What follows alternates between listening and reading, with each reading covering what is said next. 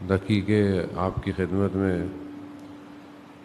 پروردگار خالق کائنات ہے، ہر چیز اس کے سامنے عیاں ہے، کوئی بھی چیز اس سے چھپی ہوئی نہیں ہے۔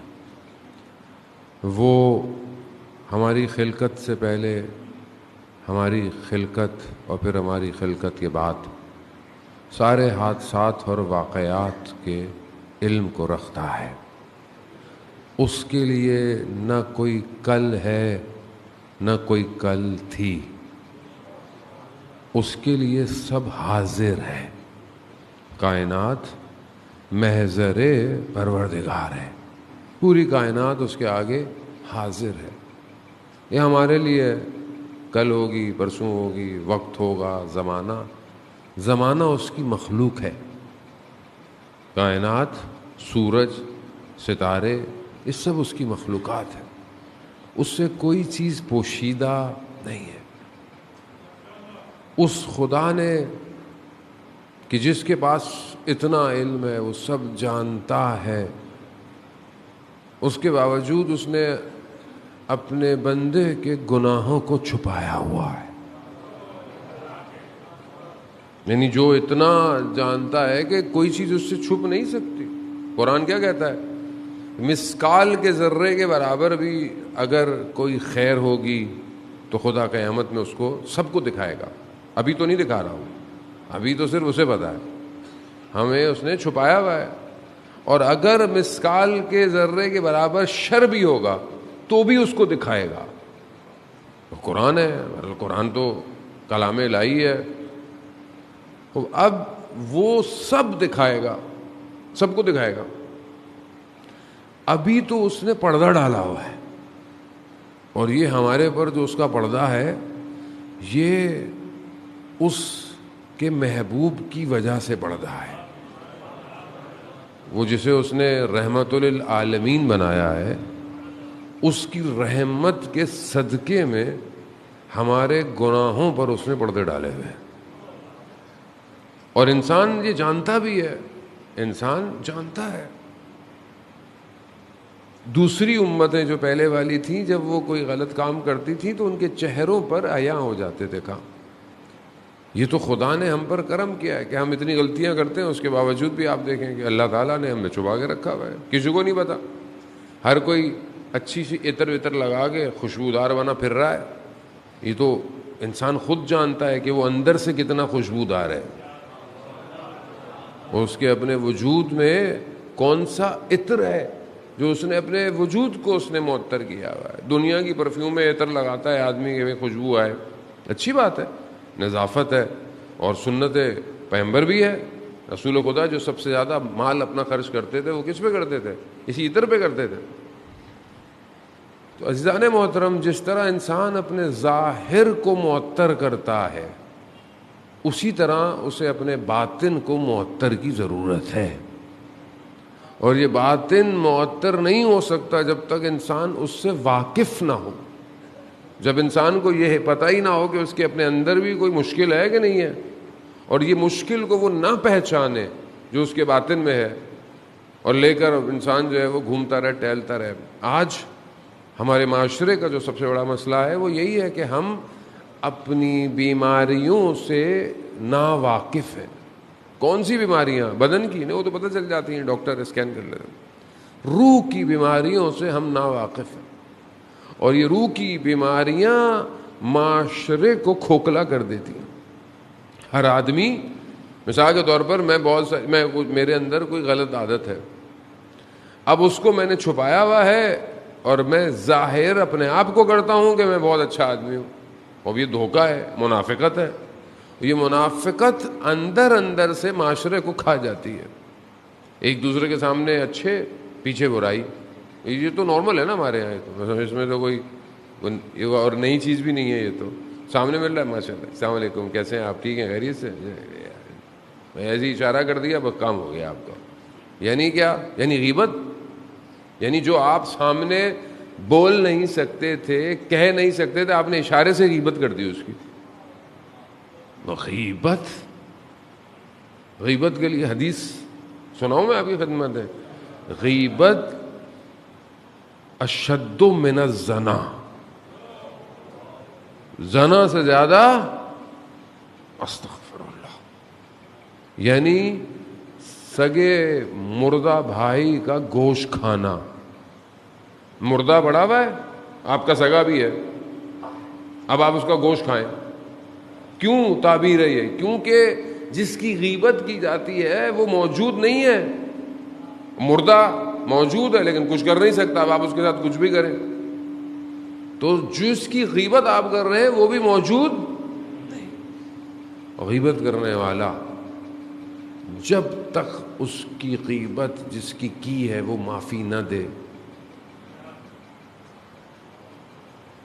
شخص جوان تھا، نیک تھا، حادثہ ہوا، حادثے میں اس کو چوٹ لگ گئی، کچھ ہوا، ڈاکٹر ہاسپٹل میں 3 منٹ ڈاکٹروں کو یہ فیصلہ کرنے میں لگا کہ اس کی آنکھ کا آپریشن کیا جائے کہ نہ کیا جائے.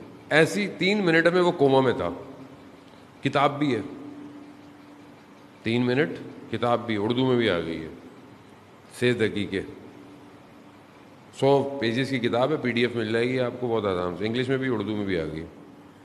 3 منٹ یہاں، 3 منٹ وہاں، وہ عالم برزخ میں. عالم برزخ کیا ہے؟ مرنے کے بعد جو انسان کا حساب کتاب کھلے گا.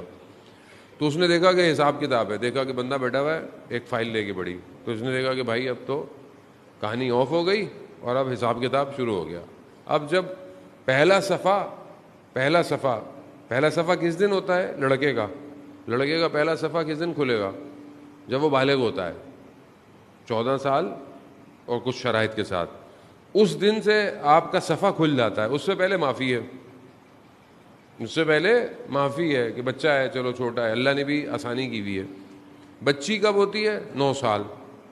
9 سال کے اندر اس کی بھی زندگی کے صفحے کھل جاتے ہیں. اب ہم لوگ بات کہتے ہیں نہیں ابھی تو چھوٹی ہے، ابھی تو بچی ہے، بعد میں حجاب کرا لیں گے. اس کے لیے تو عذاب شروع ہو گیا.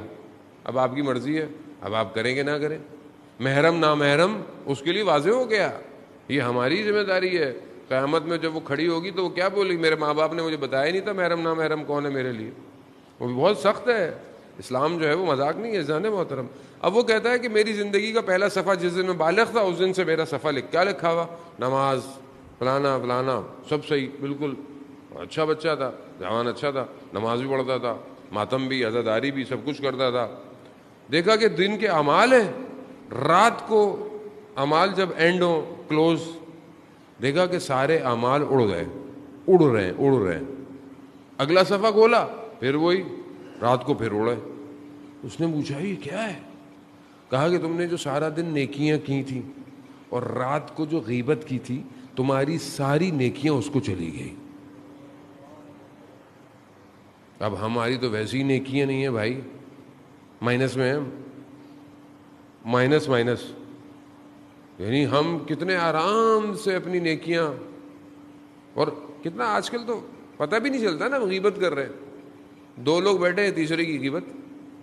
مولانا کی غیبت تو ویسے ہی ماشاءاللہ، نوغان کی، مولانا کی تو ہمارا فیوریٹ مشغلہ ہے کہ جہاں بیٹھ جائیں تو وہاں شروع ہو جاتے ہیں. یہ سب جا رہا ہے. اب جب انسان بلینک ہو رہا ہو، اس کا اکاؤنٹ صلوات بھیج دے محمد والے محمد صلی اللہ. اب یہ ایک بیماری ہے، یہ ابھی ایک بیماری ہے، بیماریاں بہت ساری ہیں ہماری. اب یہ انسان اس طرح کی مطلب ایک چیز ہے، اور یہ کتنی کامن ہے ہمارے معاشرے میں. خواتین ماشاءاللہ ایکسپرٹ ہیں اس معاملے میں بہت زیادہ.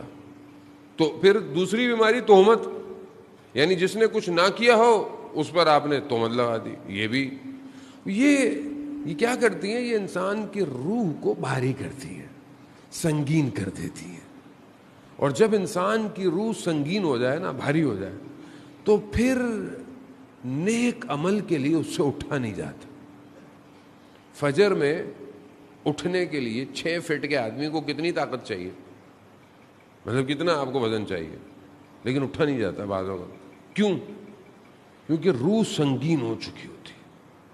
اور آدمی اگر استغفار کر کے نہ سوئے تو پھر فجر بہت مشکل ہوتی ہے. آج کل جوان بعض اوقات کہتے ہیں ماشاءاللہ آپ تو سب اہل نماز ہیں, اہل تہجد بھی ہیں. میں تو ان کی بات کر رہا ہوں جو لائیو سن رہے ہیں بیٹھے ہوئے, کہ بعض جوان کہتے ہیں کہ فجر میں اٹھا نہیں جاتا.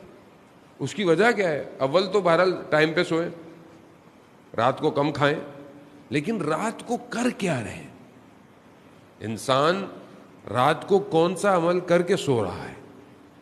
آج معاشرے میں جانے محترم دشمن کو سمجھنے کی کوشش کریں. بعض اوقات ہماری پوری انرجی کو ڈائیورٹ کیا جاتا ہے کس طرف؟ فیک اینیمی کی طرف. میں دشمن یہ ہے, دشمن وہ ہے. اصل دشمن کو پہچانے. جیسے آپ نے شعر سنا نا, چونٹیاں مونٹیاں, چونٹیاں مونٹیاں دشمن نہیں ہے.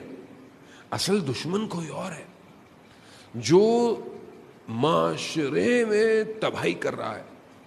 یہ چھوٹی موٹی چیزیں شہروں میں ملکوں میں ہوتی رہتی ہیں, ان سے کوئی آج تک کوئی نہ آزاداری رکی ہے نہ کبھی ماتم رکا ہے, کچھ نہیں رونا ہے. یہ آپ پریشان نہ ہو, جس کی آزاداری ہے اس کا وارث زندہ ہے. تو یہ دنیا جان کے بل شل باز ہو جائیں, کچھ بھی ہو جائیں, آپ گھبرانے کی ضرورت ہی نہیں ہے. آپ کو کسی چیز کو اتنی اہمیت نہیں دیا کریں.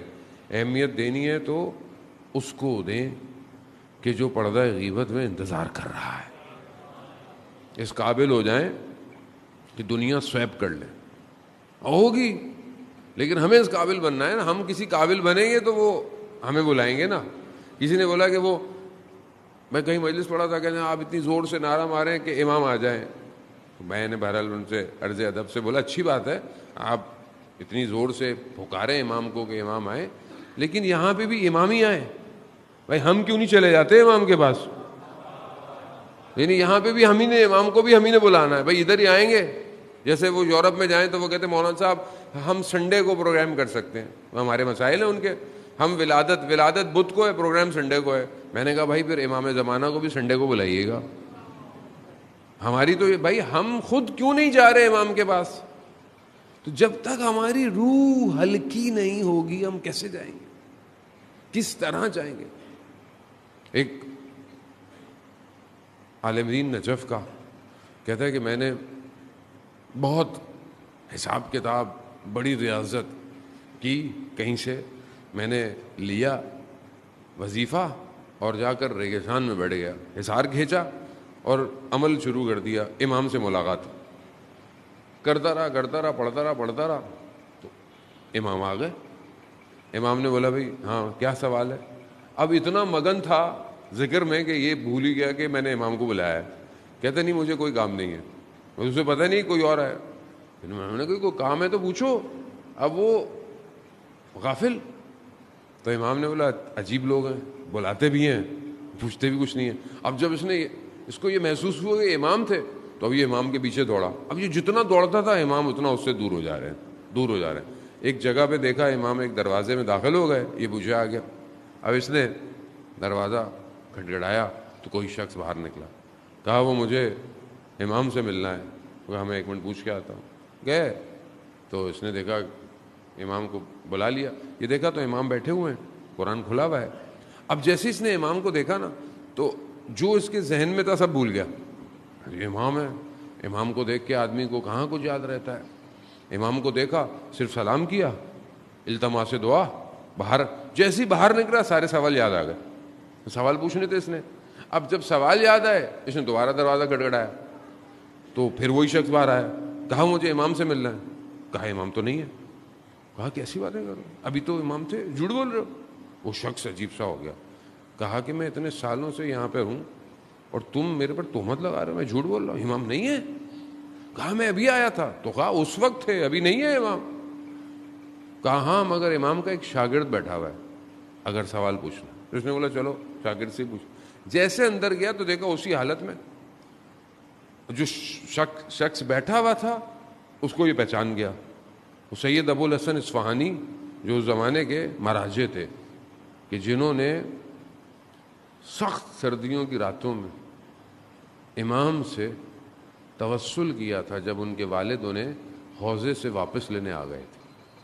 تو اس وقت انہوں نے کہا تھا کہ پروردگار میں بھوکھا رہ لوں گا مگر مجھے امام کی نوکری کرنی ہے. پھر امام نے بھی اتنا دیا کہ اپنے زمانے کا مراجع بنا دیا نجف. جب انہوں نے دیکھا مگر ان کو یقین نہیں آیا کہ یہ بہرحال وہ ہوں گے. انہوں نے چلو جو بھی ہے, سوال پوچھے, جواب لیے, گھر چل دیے. جیسے ہی نجف پہنچے تو ان کے ذہن میں خیال آیا, اب ہوتا ہے نا اندر کے, پتہ یہ ابوالحسن اصفہانی اس مقام پہ, میں نے امام کے شاگرد, امام کی جگہ پہ, ذہن میں خیال آیا تو کہا میں گھر جاتا ہوں, ان کے دیکھتا ہوں, پوچھتا ہوں. جیسے ہی گھر کا دروازہ کھٹکھٹایا تو انہوں نے اندر سے آواز دی فلانا شخص آیا ہوگا, دروازہ کھولو, یعنی خادم. جیسے ہی دیکھا تو اسی حالت میں سید بیٹھے ہوئے جیسے وہاں بیٹھے ہوئے تھے. پھر اس نے وہ سوال پھر پوچھے, ہاں میں دوبارہ چیک کرتا ہوں. جیسے ہی سوال پوچھے, سید نے کہا مگر میں نے تمہیں جواب نہیں دیا گیا, تو ایک دم شرمندہ ہو گیا. خوب یہ انسان جو اس قابل ہو جاتا ہے, امام کی نوکری کرتا ہے, امام کی جگہ پہ چلا جاتا ہے, زمانہ, مکان, ٹائم اس کے لیے ختم ہو جاتا ہے. کیا ہے یہ؟ کہانیاں نہیں ہیں, داستانیں نہیں ہیں, حقیقت ہے. یہ کیسے ممکن ہے؟ وہ یہ روایات ہیں. چوتھے پانچویں امام, امام باقر علیہ الصلوۃ والسلام, اللہ صلی علی محمد.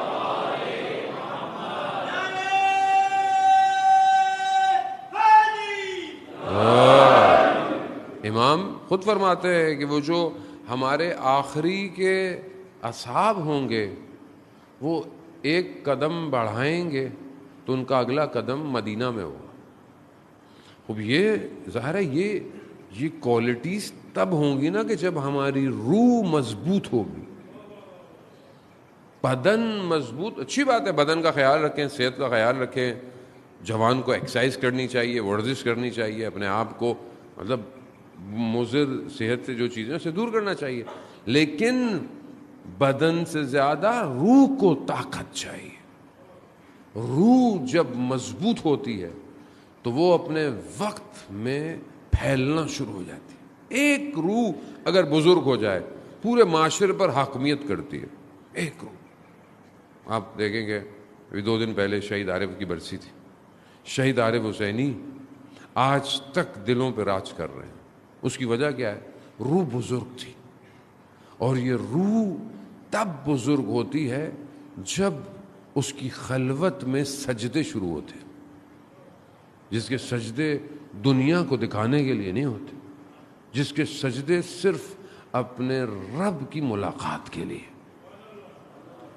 اب ہماری زندگی میں جو اتنا حاصل ہے, اتنی جو پریشانی ہے, اتنے جو مشکلات ہیں, اس کی ایک سب سے بڑی وجہ ہمارا رب سے جو رابطہ ہے وہ بہت کمزور ہو گیا ہے. ہم بہت جلدی گھبرا جاتے ہیں, زندگی میں ٹینشن میں آ جاتے ہیں, ایک دم ہاتھ پاؤں پھول جاتے ہیں, اور جو بھی ہو رہا ہے مطلب غصہ آیا, غصے میں انسان کچھ بول بیٹھتا ہے. کیوں بول رہا ہے؟ بعد میں پچھتاتا ہے آدمی کہ میں نے کیوں کہا, پہلے کیوں نہیں سمجھ میں آتا. بار بار ایک ہی گڑھے میں گرتا ہے. جوان ظاہر جوان ہے, اس کے اندر خواہشات بھی ہیں, تمایلات بھی ہیں, اٹریکشنز بھی ہیں, سب کچھ ہے, بار بار غلطی کرتا ہے. بعض اوقات جوان ویسے کرتے ہیں, مولانا صاحب توبہ بھی کر لی پھر بھی گناہ ہو گیا, پھر توبہ کر لی پھر گناہ ہو گیا. بہرحال وہ رحمان ہے, وہ رحیم ہے. ہم یہ نہیں کہتے کہ وہ معاف نہیں کرنے والا, وہ معاف کرنے والا ہے, لیکن میں بار بار کیوں گر رہا ہوں؟ اس کی وجہ یہ ہے کہ میرا رابطہ کمزور ہے. جب انسان کا رابطہ مضبوط ہو جائے تو اسے گناہ کی حقیقت نظر آتی ہے. گناہ کی حقیقت کیا ہے؟ آج مجھے معاشرے میں گناہ نظر نہیں آتا. مطلب مجھے تو لذتیں آ رہی ہیں نا, نعوذ باللہ. ویسے مجھے ہر چیز خوبصورت اچھی لگ رہی ہے, مگر ہر خوبصورت چیز حلال تھوڑی ہے. جو حلال ہے اس کی طرف دیکھیں, مگر ہر چیز حلال تو نہیں ہے. تو مجھے کیسے پتہ چلے گا حلال میں حرام میں فرق کیسے پتہ چلے گا؟ وہ آئیے, قرآن بہترین واقعہ بیان کرتا ہے. قصص الانبیاء, قصص القرآن احسن القصص ہے. حضرت یوسف علیہ السلام کا واقعہ اور زلیخا کا واقعہ بہترین واقعہ, جسے خدا نے اتنے ادب کے دائرے میں بیان کیا ہے کہ کوئی بھی بیان نہیں کر سکتا. اس واقعے کو کتنے ادب کے ساتھ, کس احترام کے ساتھ قرآن اس واقعے کو کوٹ کر رہا ہے کہ جب زلیخا نے حضرت یوسف کو بلایا, 7 دروازے بند کر کر خواہش کا اظہار کیا. حضرت یوسف کو زلیخا نظر نہیں آ رہی تھی. کمال تو الہی یہی تھا جب حضرت یوسف, جب پروردگار کہیں پر بھی حضرت یوسف نے زلیخا سے گفتگو نہیں کی, یا اس مطلب اس کو کہو کہ یہ تو آپ کیا کہہ رہی ہیں، مطلب میں تو آپ کے گھر میں پلا بڑا ہوں. نہیں، کہا پروردگار تیری پناہ چاہتا ہوں. یعنی جب انسان اپنے آپ کو خدا کے حوالے کر دے تو خدا گناہ کی حقیقت کو کھول دیتا ہے. زلیخا نظر نہیں آئی، شیطان کا چہرہ نظر آیا. وہ جب شیطان کا چہرہ نظر آئے گا تو کوئی اٹریکٹ ہوگا نہیں ہوگا. وہ کہا یوسف مڑ جا، گھوم جا. جب خدا پر توکل ہو تو پھر یہ نہیں دیکھا جاتا کہ دروازے کھلے ہیں یا بند ہیں. مڑ جا، مڑ گئے، 7 بند دروازے کھل گئے. مگر جو خدا مصر میں تھا وہ خدا آج نہیں ہے. اگر ہم بھی خدا کی پناہ مانگیں اپنی تنہائی میں، یہ جو دنیا نے ہمارے لیے بازار گرم کیا ہوا ہے، انسٹاگرام، ٹک ٹاک، یہ سب کیا ہے؟ لذتیں ہیں نا. یہ بار بار آنکھوں کے سامنے آتی ہیں. بچہ غلطی سے کلک کرتا ہے، پھر دوسری کلک کرتا ہے، پھر تیسری. خوب ہاتھ جلتا کیوں نہیں ہے؟ کیونکہ آگ نظر نہیں آ رہی. اگر آپ اپنے آپ کو خدا کی پناہ میں دے دیں تو خدا آپ کو وہ لذت نہیں دکھائے گا، آگ دکھائے گا. ہو سکتا ہے آپ اپنا موبائل اٹھا کے پھینک دیں آپ یقیناً، بولے مجھے یہ نہیں چاہیے. 10 دن میں جوانوں کو ایک فارمولہ دے رہا ہوں، پریکٹیکل ہے. دیکھیں کیونکہ یہ سسٹم ہمارا نہیں ہے. آپ بولیں جی میں تو نوئے سنتا ہوں، مجلس سنتا ہوں، اچھی بات ہے، آپ سنتے ہیں، نوئے سنیں، مجلس سنیں، لیکن 4 نوئے سنیں گے، 5ویں کچھ اور چیز دیکھیں گے آپ. کیوں؟ کیونکہ یہ آپ کا سسٹم نہیں ہے، یہ اس کا الگورتھم ہے. اس نے اتنا سسٹم ڈیزائن کیا ہوا ہے کہ وہ 4 آپ کی، 5ویں اپنی چیز دکھاتا ہے. کچھ بھی کر لیں آپ، وہ اس کا سسٹم ایسا ہے. وہ آپ کی آواز سن کر، آپ کی نگاہیں، آپ کا آئی پی ایڈریس اس کو پتا ہے کہ یہ کراچی، نارتھ کراچی فلانے بلاک میں سے آئی پی آ رہی ہے، یہاں کے لوگ کیا ہیں سب پتا ہے اسے. وہ آر ایس ایس اس کا اتنا ڈیٹا کیلکولیٹڈ ہے، وہ آپ کی چاہتوں کو سب کو جانتا ہے. سب سسٹم بنا ہوا ہے. ایک آپ کی شکل کو میں جانتا ہوں، ایک آپ کی پرسنالٹی کو آپ کے گھر والے جانتے ہیں، اور ایک آپ کی پرسنالٹی کو یہ کمپیوٹر یا موبائل جانتا ہے کہ یہ کہاں کہاں گھومتا ہے، یہ کیا کیا دیکھتا ہے، یہ کیا کیا پسند کرتا ہے. اس نے آپ کی ایک شکل بنائی ہوئی ہے اپنے اندر، اس لیے وہ چیزوں آپ کو دکھاتا ہے. ایک چیز آسان سی عمل کریں نا. ظاہر ہے اگر کسی اپلیکیشن پر آپ سے گناہ ہو جائے جو کہ آپ نہیں چاہتے، آپ یقیناً نہیں چاہتے، آپ امام حسین کے ماننے والے ہیں، کبھی بھی یاد رکھیں اہل بیت کا ماننے والا فاسق نہیں ہو سکتا. میں نہیں کہہ رہا شخص امام جعفر صادق علیہ الصلوۃ والسلام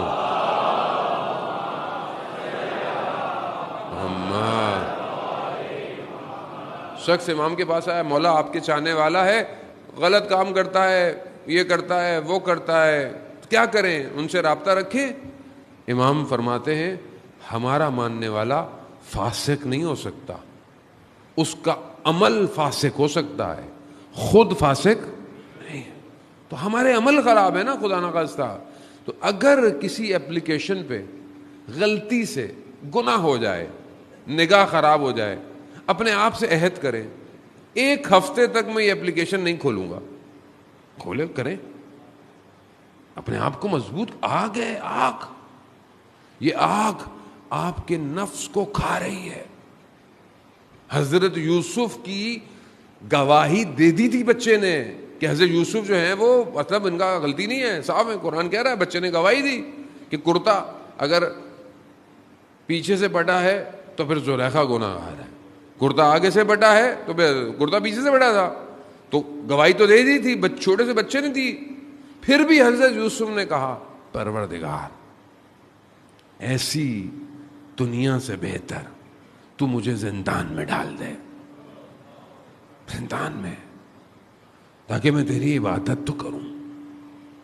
آج دنیا موقع نہیں دے رہی، نہ عبادت کا، نہ ذکر کا.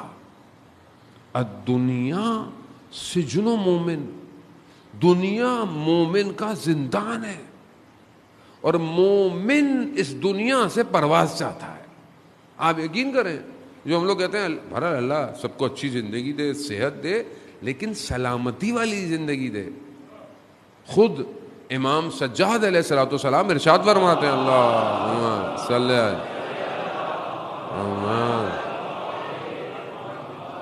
امام ارشاد فرماتے ہیں کہ پروردگار زندگی ایسی ہو جو تیری عبادت میں گزرے، اس سے پہلے کہ یہ زندگی شیطان کی چراگاہ بن جائے اٹھا لے. زندگی اگر اس کی عبادت میں ہے تو بہتر ہے، اس سے پہلے کہ اگر خراب ہو. عزیزان محترم، دنیا سے جانے میں گھبرانا نہیں چاہیے آدمی کو، کیونکہ ہماری اٹیچمنٹ اتنی ہے نا دنیا سے. اب ہمیں ڈر لگتا ہے میں مر جاؤں گا تو کیا ہوگا. ابھی انسان مر جائے گا تو کیا ہوگا، سب سے پہلے اسے اپنی بلونگنگز، جو چیزیں اس کے ساتھ جڑی ہوئی ہیں، اس کا خوف ہوتا ہے. یہ کہاں جائے گا، یہ کہاں جائے گا، کیونکہ اٹیچمنٹ بہت زیادہ ہے نا. اور جب انسان کو اٹیچمنٹ نہ ہو تو بڑے آرام سے جائے گا. بہلول دانا کہ جب وہ زمانے میں جو حاکم تھا، خلیفہ تھا، اس نے بولا کہ یہ قیامت والے دن سوال جواب کیسے ہوں گے. تو اس نے بولا ٹھیک ہے، روز قبرستان آ جانا. تو اس نے دیکھا قبرستان میں ایک بڑا سا توا، لوہے کا برتن، کوئی چیز تھی جس پر نیچے آگ لگائی ہوئی، اس کو گرم کیا ہوا. سوال جواب کیسے ہوں گے؟ کہا ایسے ہوں گے، میں بتاتا ہوں. اس پر کھڑے ہو جاؤ اور اپنا نام اور جو تمہارے پاس ہے وہ بتاؤ. وہاں پہلے تم کھڑے ہو. بہلول دانا گئے، اپنا نام بتایا. 2 تو کپڑے تھے، بولا یہ ہیں، واپس آ گئے. اب بادشاہ سلامت کھڑے ہوئے، وہ عالی جناب میں ہی پاؤں چل گیا. نام اتنا بڑا، جیسے ہمارا ہوتا ہے علامہ، حجت الاسلام، مسلمین اور پتہ نہیں کیا کیا. ہم ناموں میں ہی پھنس گئے ہیں آج کل. تو یہ انسان نام میں اتنا پھنس گیا، وہ نام میں پھنس گیا. وہ تو ابھی وہ بتاتا کہ میں یہ لباس ہیں، یہ کپڑے ہیں، یہ تخت ہے، یہ تاج ہے، یہ ہیرے ہیں. تو قیامت ایسی ہے، جتنا کم سامان ہوگا اتنا سفر آسان ہوگا. جتنا رکھو گے اتنا جواب دینا ہے. وہ مولا کائنات حضرت علی ابن ابی طالب علیہ السلام،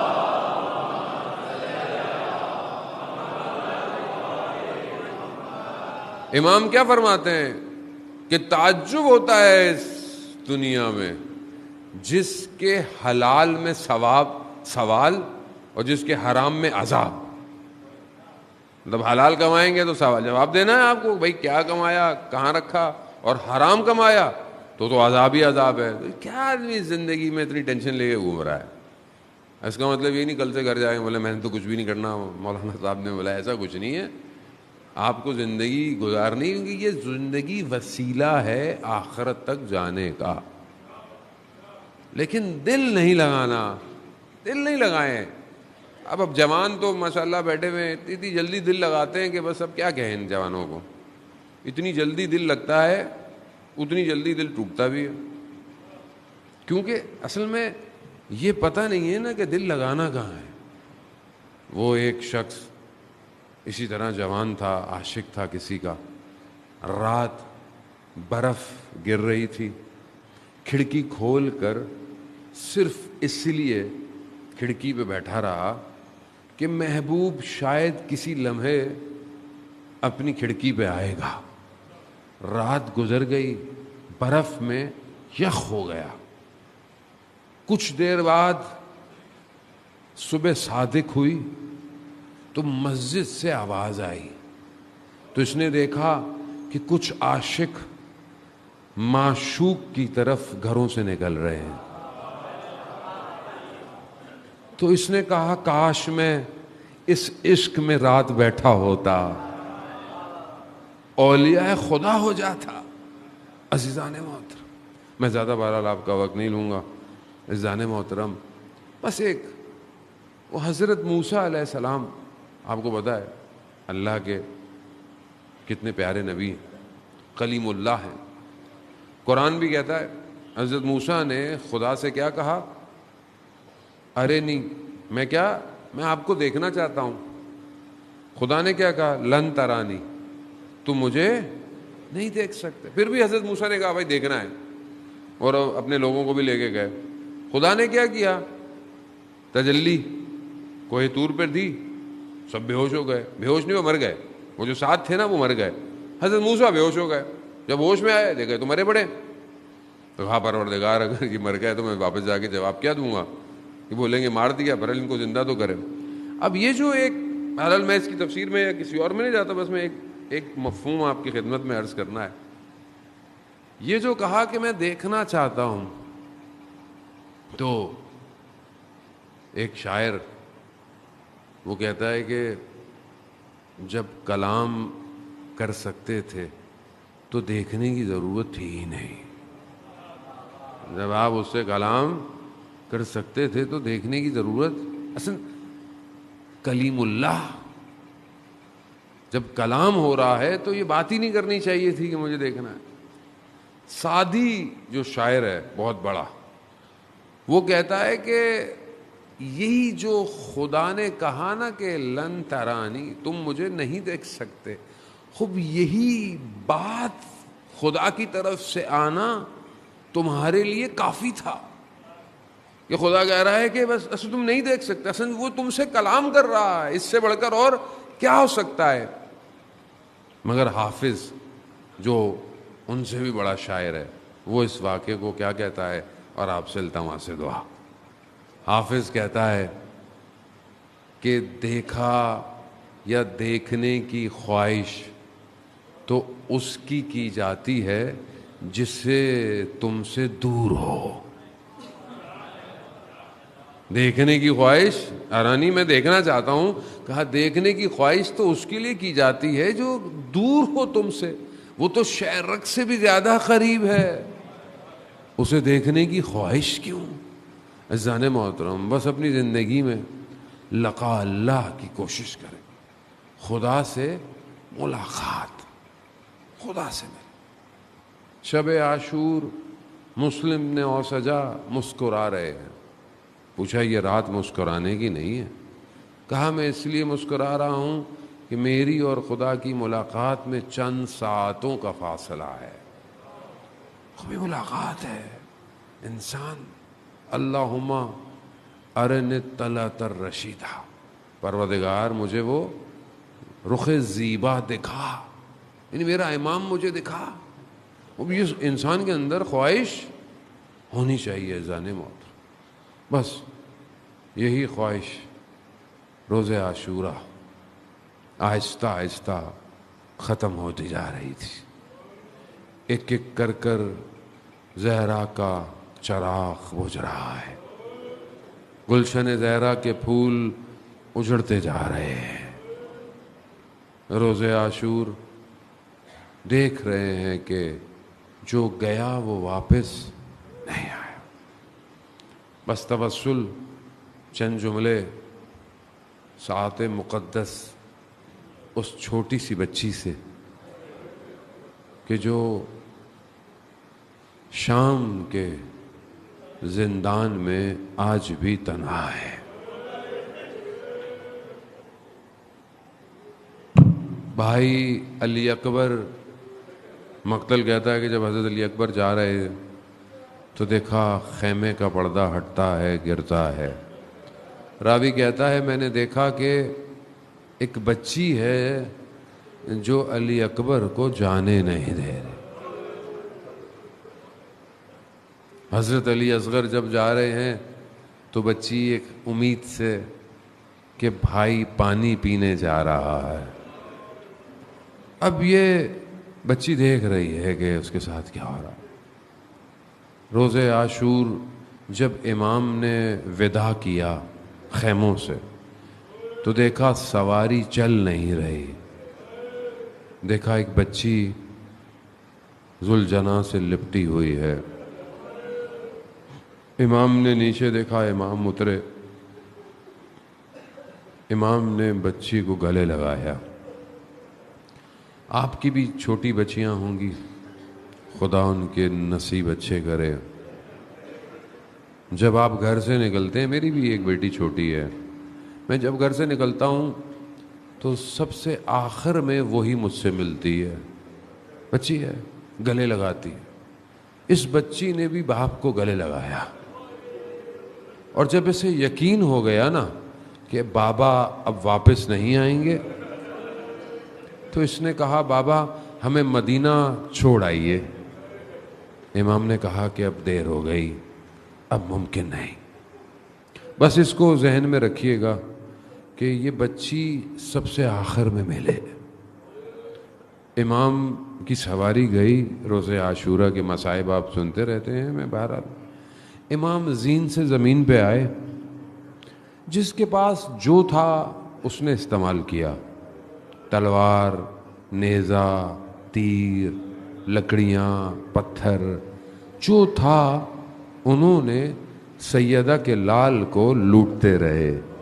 اس بچی نے جب دیکھا نا کہ بابا کے اوپر حملہ کر رہے ہیں تو کہتے ہیں بچی نے خیموں کو چھوڑا اور بچی اپنے بابا کے اوپر آ کے گری. بچی ہے نا، دیکھ رہی میرے بابا کو مار رہے ہیں، میں کیا کر سکتی ہوں. بھائی علی اکبر تو نہیں ہے، بھائی چچا عباس بھی نہیں ہے، کون بچائے گا. کہتی بچی آئی. انہوں نے بچی کو پیار سے نہیں ہٹایا، انہوں نے تازیانے تماچوں سے بچی کو دور کیا. بس عزاداران محترم، ابھی روز عاشورہ یہ مشکلات ہوتی رہیں، گزر گئیں. روز عاشورہ گزر گئی، شام غریباں آئی. بس مصائب آپ سنتے رہتے ہیں، میں تو اپنی نوکری کر رہا ہوں عزادہ. شام غریباں آئی، بی بی زینب بچوں کو گن رہی ہے، بچی نہیں مل رہی. رات کا وقت ہے، تاریکی ہے. بی بی مقتل میں گئی. مقتل کسے کہتے ہیں؟ جہاں سر بریدہ بدن بکھرے پڑے تھے. بی بی نے دیکھا رات کی اندھیرے میں بچی ایک سر بریدہ بدن پہ لیٹی ہوئی ہے. بیٹیاں والے جانتے ہیں بیٹی سینے پہ سونے کی عادی ہوتی ہے. جیسے ہی بی بی نے دیکھا نا، بی بی نے کہا آپ کیا کر رہی ہیں؟ کہا مجھے بابا کے سینے پہ سونے کی عادت ہے. آغا آپ کو پتہ کیسے چلا کہ یہ آپ کے بابا کا سینہ ہے؟ عادت سر تو ہے نہیں. کہا میں بابا بابا کر رہی تھی تو دو ہاتھ بلند ہوئے، الیہ الیہ. کہا میں سو گئی. اب ذہن میں رکھیں یہ بچی نے رات کو بابا کے سینے پہ سوئی. اگلے دن جب یہ کارواں گزرا تو اسے جان بوجھ کر مقتل کے پاس سے گزارا گیا. جب مقتل کے پاس سے گزرا اور جب بہن نے بھائی کے بدن کی حالت دیکھی تو اپنے آپ کو زمین پہ گرا دیا. اور اس حالت میں بدن تھا کہ خاک اٹی ہوئی ہے بدن پہ، رگیں کٹی ہوئی ہیں بدن کی. بچی جو رات کو بابا کے سینے پہ سوئی تھی نا، وہ پہچانی نہیں. اس نے کہا پھوپھی یہ کس کا بدن ہے؟ یعنی بدن کی یہ حالت تھی. بس عزاداران محترم، بس یہ حالت میں یہ کارواں چلتا گیا چلتا گیا. کئی مقام آئے جہاں بی بی زینب نے امام حسین کے سر سے گفتگو کی. کہا بھائی مجھ سے بات نہیں کرتے، اس بچی سے تو بات کرو. مگر بچی خاموش. شام پہنچے، مصیبتیں اپنی جگہ. جب یہ لعین تشت میں سر کو رکھ کر چھڑی سے اہانت کر رہا تھا نا، تو یہ بچی پھوپھی کے پیچھے چھپ چھپ کے دیکھ رہی ہے میرے بابا کے ساتھ کر کیا رہا ہے. بس عزاداران محترم، بیٹیوں والو، اب جب آپ سفر سے واپس جاتے ہیں تو سب سے پہلے بھی بچی ملتی ہے. سب سے آخری بچی، سب سے پہلے. اب جب سر آیا تو سب سے پہلے بچی کے پاس آیا. مگر کس حالت میں آیا؟ جیسے ہی تشت کا کپڑا ہٹا، خاک میں اٹی زلفیں تھیں، چہرے پر زخموں کے نشان تھے، ہونٹوں پر تازہ چھڑی کے نشان تھے. بس بچی کو اتنے دنوں بعد بابا ملا. بچی نے سر اٹھایا، ہونٹوں کو ہونٹوں سے لگایا. بچی شروع ہو گئی، کہتی ہے بابا آپ کے جانے کے بعد خیمے جل گئے. بابا دامن میں آگ لگ گئی. بابا انہوں نے یتیموں کے سروں پہ ہاتھ نہیں رکھا، تماچے مارے. بابا یہ مجھ سے کہتے تو میں گوشوارے دے دیتی بابا. ارے یہ کہتے کہتے بچی خاموش ہو گئی. بی بی زینب کہتی ہے میں سمجھی بچی سو رہی ہوگی. کیا دیکھا کہ بچی ایک طرف ہے، سر ایک طرف. انا للہ و انا الیہ راجعون. ارے میرے بیمار امام نے اسی حالت میں بچی کو دفنایا. اب جب یہ لٹا ہوا کارواں 40 میں کربلا پہنچا تو بی بی زینب نے اپنے آپ کو گرا دیا اور کہا بھائی سب لے آئی، ایک امانت شام کے زندان میں رہ گئی.